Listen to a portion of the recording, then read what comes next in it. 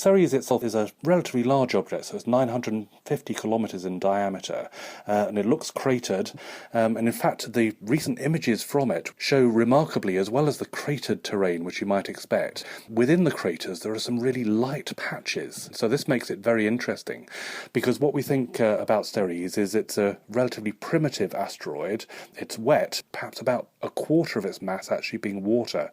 And so these bright features on the surface, we don't know exactly what they are yet, because at the relatively large distance which Dawn is at the moment, its pixel size on the surface is something like 4 kilometres. So we don't know for sure exactly what these things are, and we won't find out better till something like April. What can we learn from studying these asteroids? Why are they important to our understanding of the solar system? Asteroids are very important because they're the building blocks of the inner solar system. So Venus, Earth and Mars, the cores of those were all made by collisions of asteroid-type objects.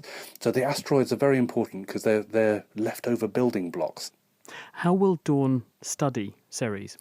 Dawn has just gone into orbit around Ceres, and after that it will actually sort of go into a lower orbit, and then using ion propulsion it will actually slow itself down, so eventually it will end up in a 380 kilometre orbit.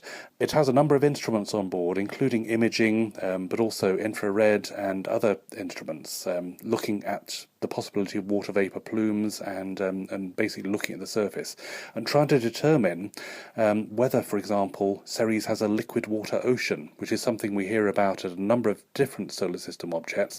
For example, the moons of Jupiter, Europa, Ganymede and Callisto, all of these have liquid water oceans. And also at Saturn we have Titan and Enceladus, which have both recently been found to have liquid water oceans as well.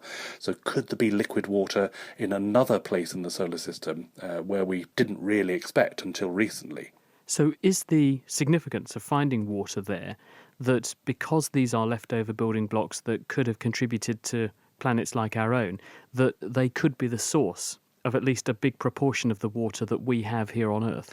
Yes, they could be a source of the water, because recently the Rosetta spacecraft, which is currently at Comet 67P, Churyumov-Gerasimenko, showed that the isotopic ratio of the type of water which there is there sort of rules out that type of comet in terms of bringing water to Earth, because people have thought for a long time that maybe comets were the source of water to the early Earth. But now, with the new Rosetta result, the sort of focus has turned on to asteroids as being more important. And so Ceres and objects like that are remnants of those types of objects, so they could really be telling us about the history of the solar system. And after it's done with Ceres, what's next in store for Dawn? Well, that will be the end of the mission then, because it's already done one asteroid, Vesta, and then it's doing Ceres, and eventually it will just be left in orbit around Ceres, and eventually might be crashed into the surface. But Ceres, the key story here is that it's primitive and wet, and about a quarter of it in the water state, and so that makes it a very interesting object in terms of where Earth's water came from.